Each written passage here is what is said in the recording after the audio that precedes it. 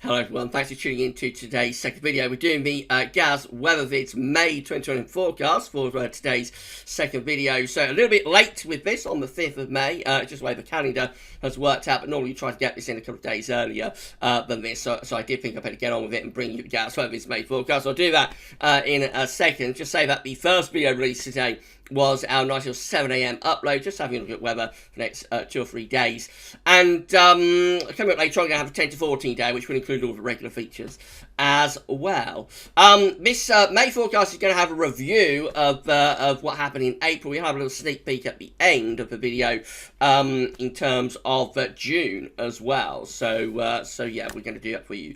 But should I just say that the USA forecast is postponed again this week. I am running a little bit late, so having to do this one. I'm 10 to 14 day, no time to do USA forecast today. It will be back next Wednesday, though. Right, let's get on with the May forecast. So we'll start off having a review of April.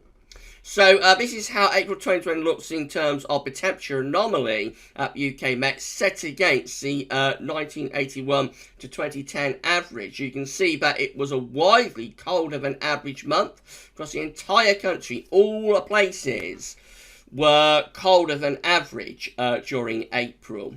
Particularly so for eastern areas, parts of East Anglia. Temperature anomaly there was 2 degrees or more below average, widely 1.5 to 2.5 degrees below average.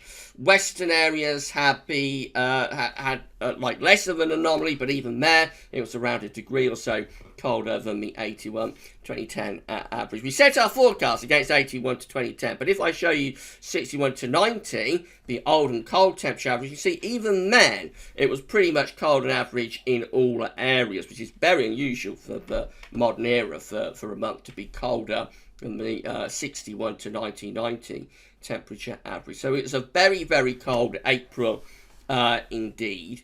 In terms of the precipitation anomaly, it was also a very, very dry April as well, set against the 81 to 2010 average.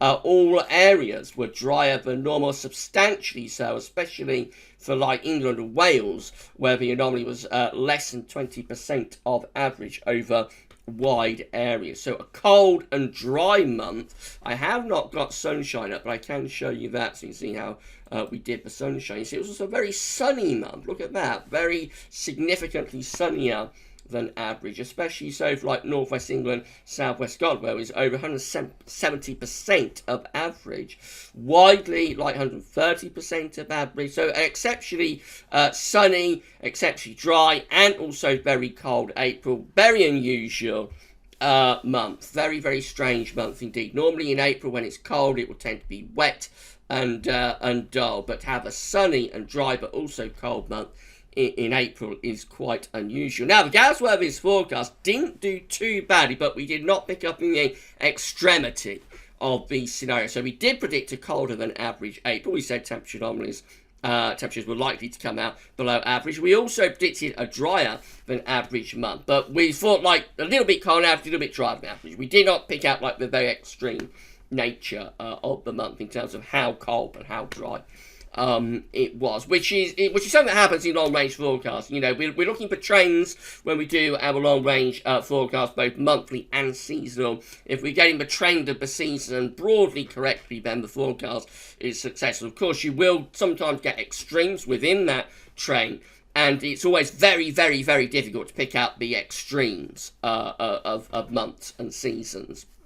So I don't think the forecast did too badly. As I say, but we did not pick out like the extremity of how cold it would be. You know, our coldest April for 35 years. We were not expecting that. I don't think anybody was, really. And like one of the driest Aprils on record, we wasn't really expecting that either, although we have had a lot of dry Aprils over the past few years. But yeah, I think broadly it was a successful forecast. The trend was correct. We picked out, you know, identified the correct trend for the month, but it was more extreme than anticipated. Let me know in the comments what you think about the GavsWeatherVids April forecast.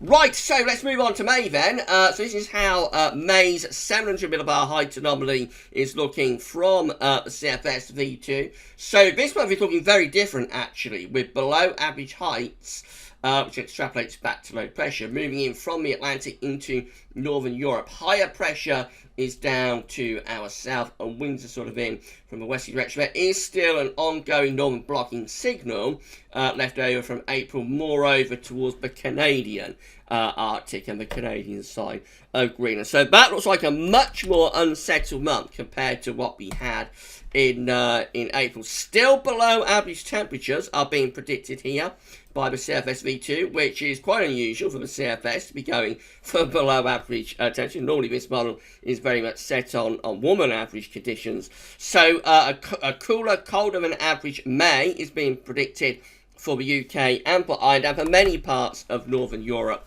as well. And the model is also going for a wetter than average month, so that's a big change on what we had in April. After the exceptionally dry April, we go into something much wetter as we go into May, with above average precipitation being predicted here through the UK, for Ireland, again through many parts of Northern Europe. So a cool wet month, cold wet May predicted by CFS. Let's have a look and see how CANSIPS compares. This is mean sea level pressure anomaly rather than 700 millibar heights.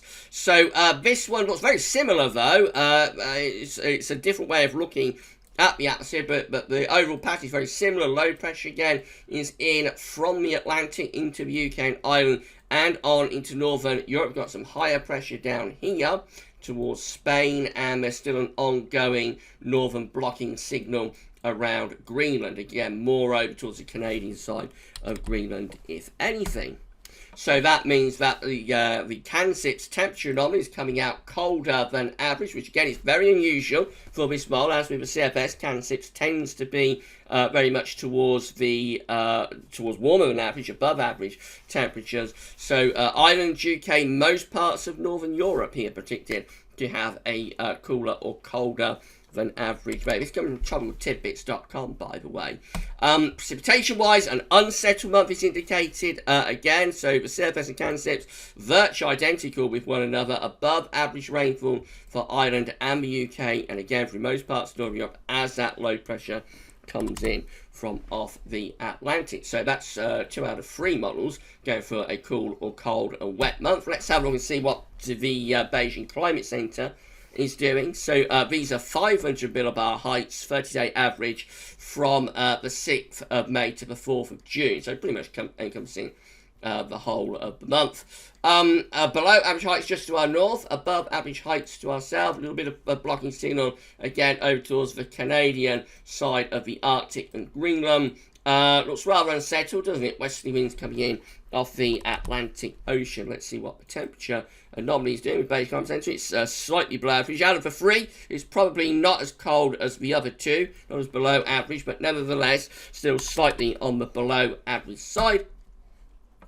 And yeah, wet and average month indicated as well. So that's 3 out of 3, all of them going for the same scenario, the same pattern for May 2021, which is an unsettled month, low pressure driving in off the Atlantic, giving above average rainfall, quite significantly so, quite a wet month, which is very unusual after the dry April, and below average temperatures as well. And so because it's such a strong signal, I think that's what we're going to have to go with this. So I think where we're starting off at with this May is significantly colder than average. So from here, it is going to be a bit of a struggle to get the temperature to be warmer than average, although we might get it. We could get a heat wave, later on in the month, that brings the temperature up. But at the moment, there's not much sign of that.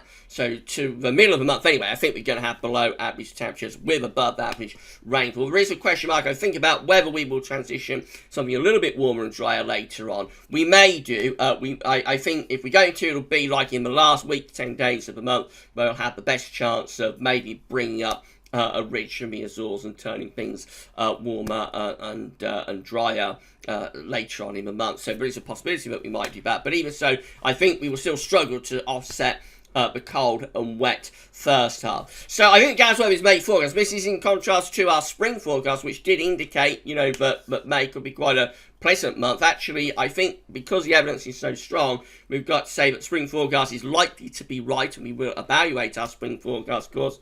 I should say the spring forecast is likely to be wrong, and we will evaluate the spring forecast when we get to, when we get to the beginning of June. I think the May forecast has got to be for below average temperatures again, meaning that we have a cold and average spring overall. Not as cold as April, I wouldn't have thought. So I don't think we'll have like our coldest May for 30, 40 years, something like that, famous last words. But I think it will still come out a little bit below average. And yeah, above average precipitation. Quite a wet month, could well be on the way, and particularly cold and wet in the first half of the month. Of course, we may get a heat wave late on that changes the complexion of things, and I am expecting that we will get something a little bit warmer and drier later on in the month. Just have a very quick sneak peek at June. So this is June 700 millibar height anomaly from CFS. All change again, and if you want some summer weather, this looks pretty good actually, with above average heights, high pressure sitting across most parts of central, northern and west Europe. The jet stream of this will be pushed up here, and that should be a mainly anticyclonic, dry, and you would have thought pretty warm, possibly even quite hot June, if that was to come off. So it could be that we're going to have like a flip from sort of late winter into summer or something. We'll see. It's a long way away, that, and so I think we leave June alone really, and we'll have a look at that when we come to do the June forecast at the beginning of June. Right, so in the final analysis, GavsWeatherVids May 2021 forecast is for an unsettled month, below average temperatures, above average rainfall, particularly cold and wet in the first half of the month, and then we go into something perhaps a little bit drier and warmer later on, most likely in the final week to 10 days of the month. This forecast will be evaluated when we get into June, so we'll see how we did. We'll see how the forecast went. I remember, any forecast beyond a few days is fraught with danger, fraught with health warnings. So, just like for fun, really. And we shall find out how it all plays out over the next 4 weeks. Right, going to be back later on for 10 to 14 day, which will include all the regular features, so come back for that then. For the May 2020 forecast, that's all for now, and thanks for watching.